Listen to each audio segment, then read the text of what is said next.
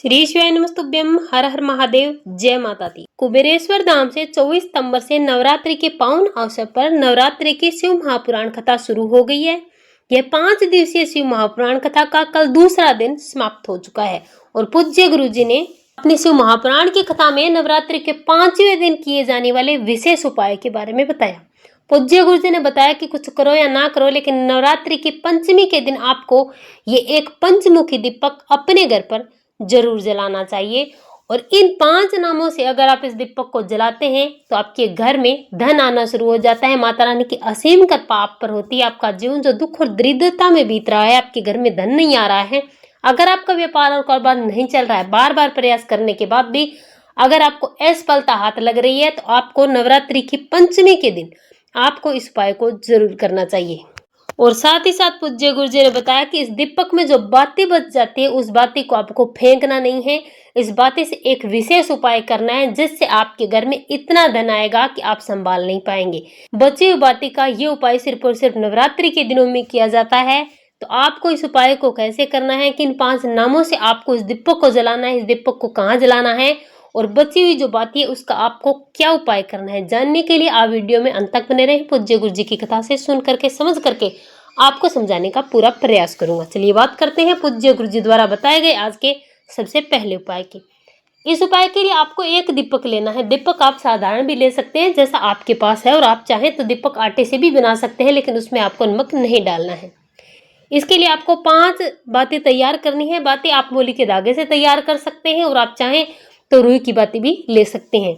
इस दीपक में आपको सिर्फ और सिर्फ गाय माता का घी ही डालना है, और अगर आपको गाय माता का घी नहीं मिलता है तो आपको भैंस का घी बिल्कुल भी नहीं डालना है। ऐसी स्थिति में आपको डालना है तिल का तेल, अन्यथा और कोई भी तेल आपको नहीं डालना है। इन 2 में से जो भी चीज आपको इस दीपक में डालना है, इस दीपक को उठाना है, चले जाना है आपको आपके घर में जहां भी आप माता रानी की पूजा करते हैं, या फिर आपके घर में माता रानी की तस्वीर है, फोटो है, कोई भी विग्रह रूप है, वहां पर जाना है। और अगर आपके घर में माता रानी की फोटो तस्वीर नहीं है तो आपको इस दीपक को अपने घर में तुलसी माता के पौधे के पास जलाना है।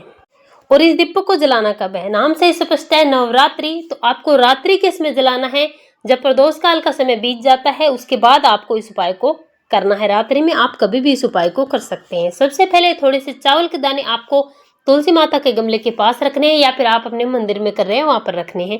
इस दीपक को रखना है और इस दीपक को आपको जलाना है। वो कौन से 5 नाम है जिन्हें लेकर के आपको जलाना है। सबसे पहला है भगवान शिव। पहली बात ही आपको भगवान शिव का स्मरण करते हुए, महादेव का स्मरण करते हुए जलानी है।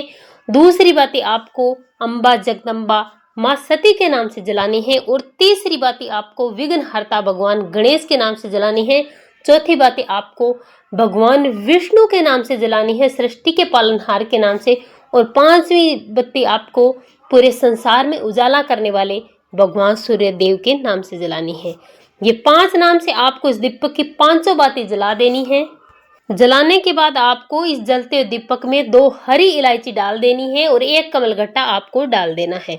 मात्र और मात्र इतना सा उपाय करना है। पूज्य गुरु जी ने बताया कि आपको नवरात्रि की पंचमी के दिन ये पंचमुखी दीपक अपने घर पर जरूर जलाना है। अगर आपने इस उपाय को कर लिया तो आपके घर में कभी भी धन की कमी नहीं आएगी। माँ की कृपा आप पर होगी और माता रानी के साथ साथ सभी देवी और देवताओं की कृपा आप पर होगी, जिससे आपके साथ जीवन में कभी भी कुछ बुरा घटित नहीं होगा। जितनी भी नाकामयाबियां हैं दूर हो जाएगी। माँ की कृपा से आपके जीवन में सब कुछ अच्छा होगा। अब बात आती है कि इस दीपक में जो बातें हैं जलने के बाद बच जाती है उसका क्या करना है।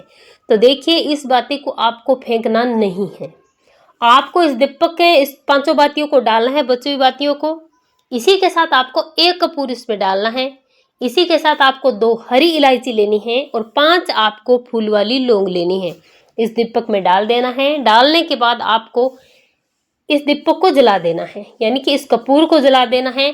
ये जब जलता है तो आपको अपने पूरे घर में घुमाना है, या फिर अगर आपका ऑफिस है, व्यापार है, कारोबार है जो चल नहीं रहा है, आपको उस स्थान पर रख देना है। अगर आप अपने व्यापार और कारोबार अपने ऑफिस में रखते हैं तो आपकी दुकान है, वहां पर ग्राहक आना शुरू हो जाते हैं, धन आना शुरू हो जाता है। और अगर आप इस दीपक को अपने घर की तिजोरी के पास जलाते हैं तो आपकी तिजोरी पैसों से कभी खाली नहीं होती। और अगर आप इस दीपक को अपने पूरे घर में घुमाते हैं, जलते दीपक को, तो आपके घर में कभी भी किसी भी प्रकार की नेगेटिव एनर्जी प्रवेश नहीं करती, बीमारियां नहीं आती और आपके घर में कभी धन की कमी नहीं आती।